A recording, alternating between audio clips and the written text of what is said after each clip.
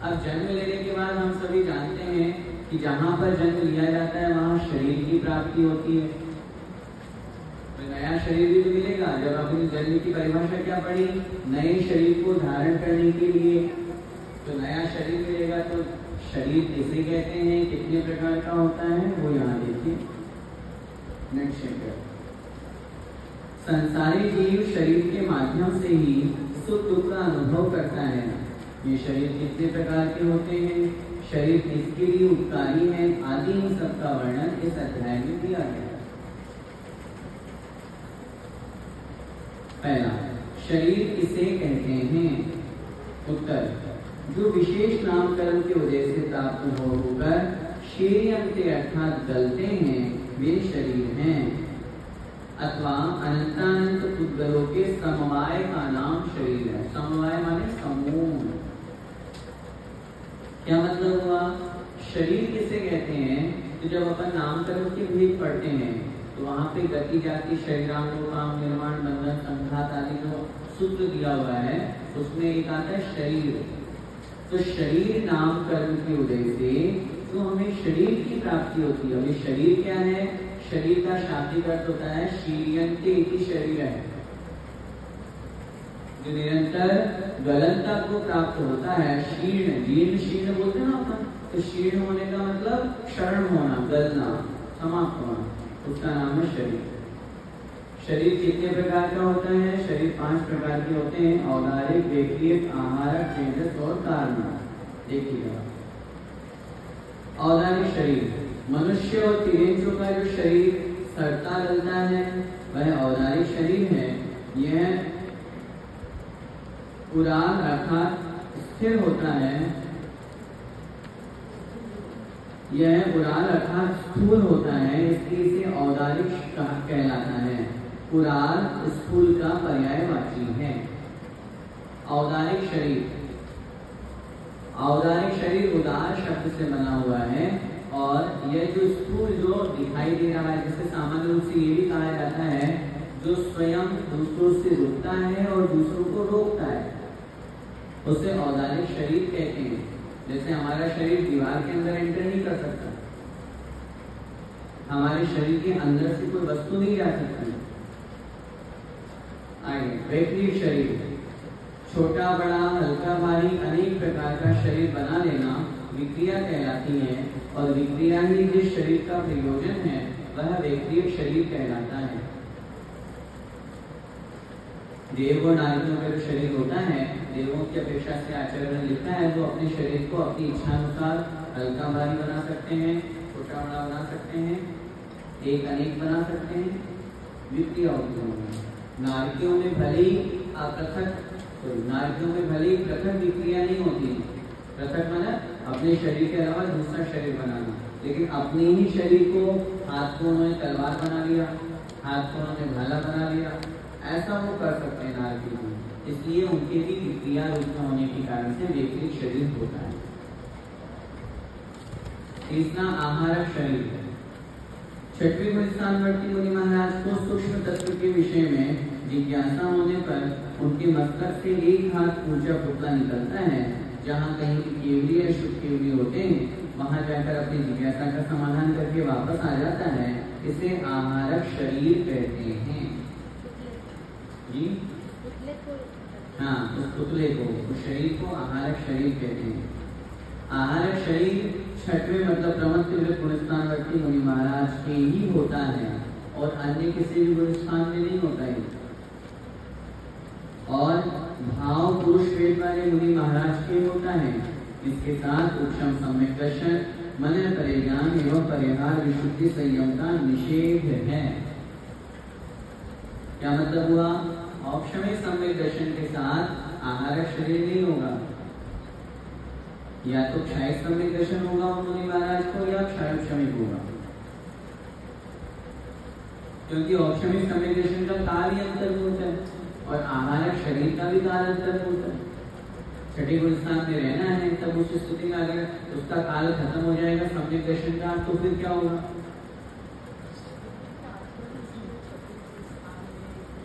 वर्तमान में नहीं होता, नहीं, वर्तमान पंचम काल में रिद्धियां नहीं होती। शक्ति होना, सिद्धि होना अलग बात है। तपस्या के प्रभाव से वचन सिद्धि हो जाए और कोई शक्ति प्रकट हो जाए अलग चीज है, लेकिन रिद्धियां प्रकट नहीं होती। आहारक शरीर जो बन रहा है ये आहारक रिद्धि के प्रभाव से बन रहा है। रिद्धि सिद्धि में अंतर है। तपस्या करने से जो 64 या 48 प्रकार की रिद्धियां कही गई है वो रिद्धि कहलाती है।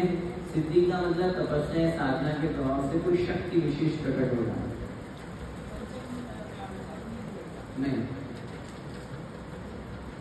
आगे तेजस शरीर, औदारिक, रेखीयक और आहारक, इन तीन शरीरों को कांति देने वाला तेजस शरीर कहलाता है। जो शरीर इन तीनों शरीरों को कांति देता है। ये दो प्रकार का होता है, निस्सरणात्मक और अनिस्सरणात्मक। अनिस्सरणात्मक जो संसारी जीवों के साथ हमेशा रहता है। अपन पढ़ते हैं अनादि संबंधित है, अर्थात तेजस और कार्बन शरीर अनादि काल से जीव के साथ भी जुड़ा हुआ है, विग्रह गति में भी रहता है। ये जो तेजस शरीर रहता है, ये तेजस कौन सा है? अनिस्सरणात्मक, जो बाहर नहीं निकलता है, शरीर के अंदर रहता है सब जीवों के साथ। नहीं, तेजस भी रहता है। विग्रह गति में कार्बन का योग होता है, लेकिन शरीर की बात करेंगे तो शरीर दोनों रहते हैं, तेजस और कार्बन।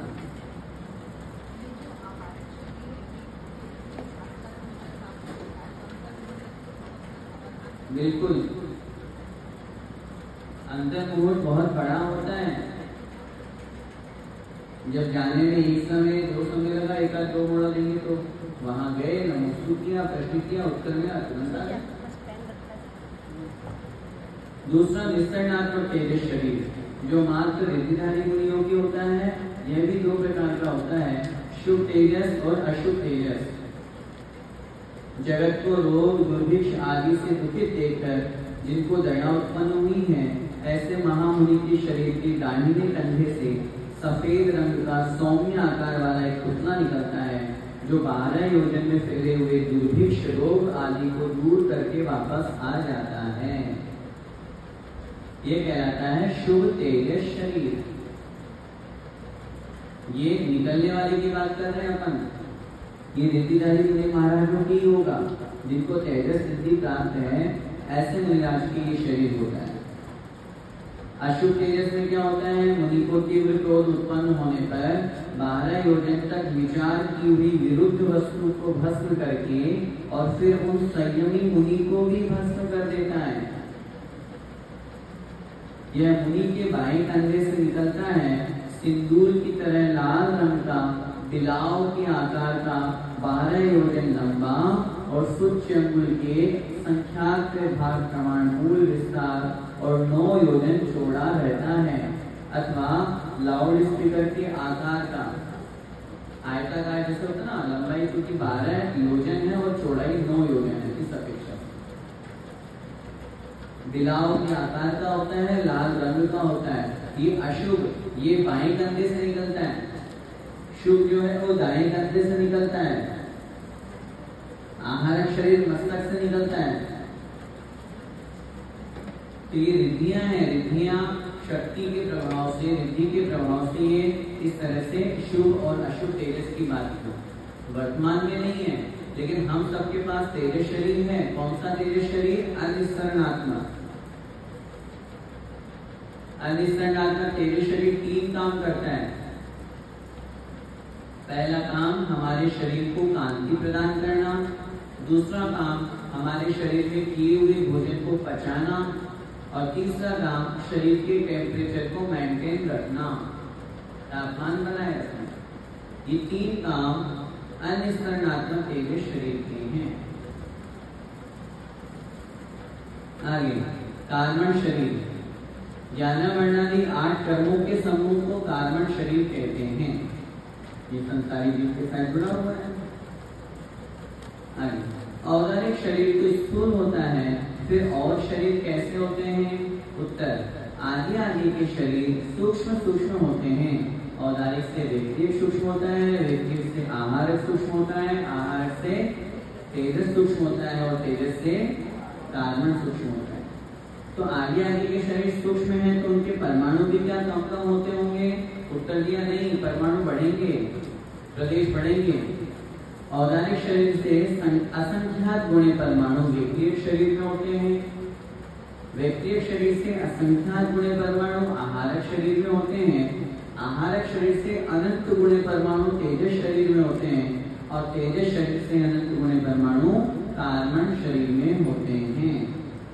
एग्जाम्पल दे रहे हैं, मान लीजिए 5 प्रकार के मोदक हैं, मोदक माने लड्डू, जो आकार में क्रमशः सूक्ष्म है। देखना जानते हैं, आकार में क्रमशः है, मतलब पहले वाला बड़ा है, दूसरे वाला उससे छोटा है, तीसरे वाला उससे छोटा है, चौथा उससे छोटा, पांचवा उससे छोटा, आकार में छोटे छोटे हैं। लेकिन आगे कह रहे हैं किंतु प्रदेश अर्थात दाने उनमें ज्यादा हैं। जैसे मक्का की लाई, दाने से बना हुआ लड्डू, जो आपकी चावल की और मक्के की खीर आती है ना, चावल की जो होती है वो थोड़ा स्थूल होती है, उससे आपने लड्डू बनाया बड़ा।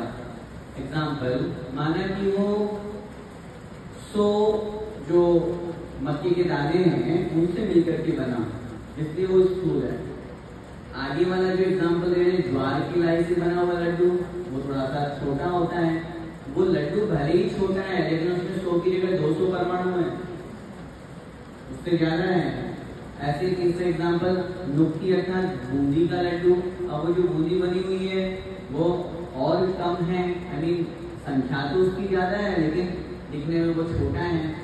राजगीर का लड्डू, ऐसे मगध का लड्डू।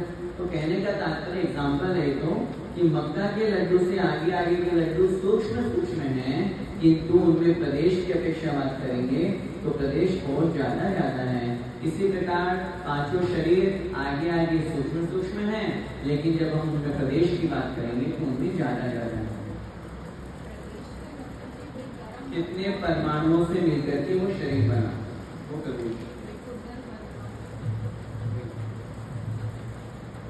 आगे, एक साथ एक जीव के अधिक से अधिक कितने शरीर हो सकते हैं? उत्तर, एक साथ एक जीव में अधिक से अधिक 2 से लेकर के 4 शरीर तक हो सकते हैं। किसी के 2 शरीर होंगे तो तेजस और कार्बन, ये कहाँ होंगे? विग्रह गति में। 3 होंगे तो तेजस कार्बन और औदारिक, या फिर तेजस कार्बन और वैक्रिक देवदार होंगे। जब समझदार होता है तो जो आत्म प्रदेश कहते हैं तो वो भी शरीर होता है या वो आत्म प्रदेश, हम शब्द का ही प्रयोग कर रहे हैं। आत्मा के प्रदेशों का मूल शरीर को छोड़े बिना शरीर से बाहर निकलना, वो शरीर नहीं होते, वो तो हमारी आत्मा ही है। आत्मा ही फैल रही है। आत्मा के जो असंख्यात प्रदेश हैं वो अभी सिकड़े हुए थे शरीर में, अब वो फैल रहे हैं, तो आत्मा है वो, शरीर नहीं।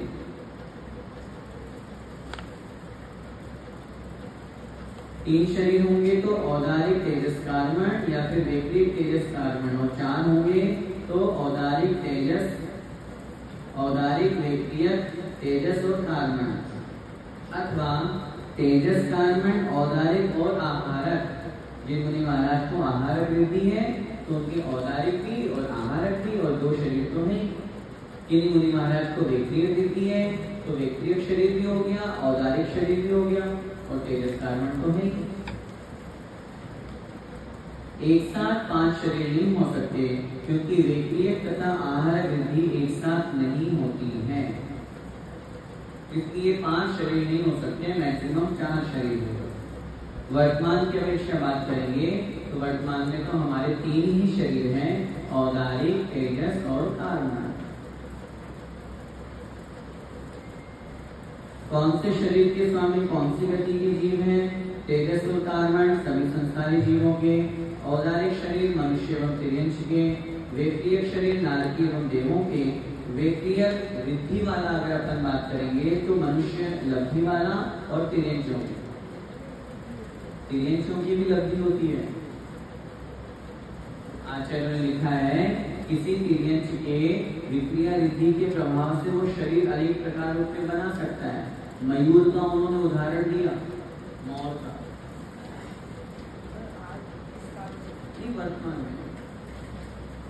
व्यक्तिगत शरीर प्रतिशत। आहारक शरीर मनुष्य में होता है सिर्फ प्रमत्त गुणस्थान वाले मुनिराज के, और तेजस शरीर लब्धि वाला मनुष्यों में सिर्फ प्रमत्त गुणस्थान वाले अर्थात छठे गुणस्थान वर्ती मुनिराज का। लब्धि का मतलब होता है रिद्धि। भाई अपन ने पढ़ा ना कि आहारक और तेजस शरीर भी होता है, व्यक्तिगत शरीर भी होता है। तो एक तो व्यक्तिगत शरीर हुआ देव और नारदियों के जो नेचुरली उनको मिलना है, और एक व्यक्तिगत शरीर होता है जो कि मुनि महाराज को प्रकट हो गया, जैसे अपन पढ़ते हैं विष्णु कुमार मुनि महाराज का उदाहरण।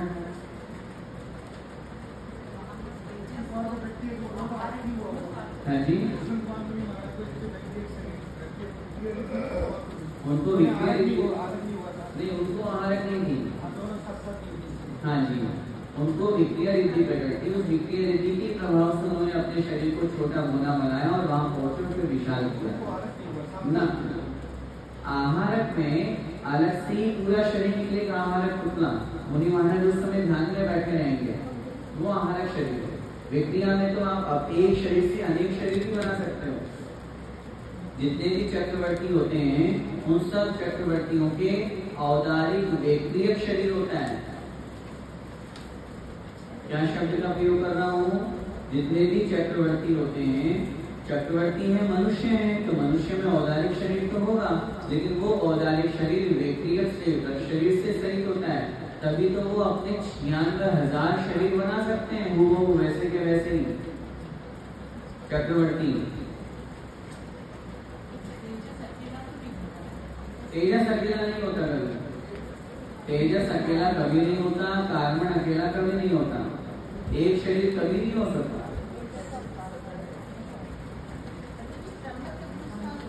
छठे गुणस्थान का नाम आगे। कौन कौन से शरीर जीव की अनादिकाल से हैं, साथ में चले आ रहे हैं? उत्तर, जैसे चंद्र सूर्य के नीचे राहु केतु लगे हुए हैं, वैसे ही प्रत्येक जीव के साथ तेजस और कार्बन शरीर अनादिकाल से लगे हुए हैं, नेचुरली। कौन कौन से शरीर को हम चक्षुरेंद्रिय से देख सकते हैं?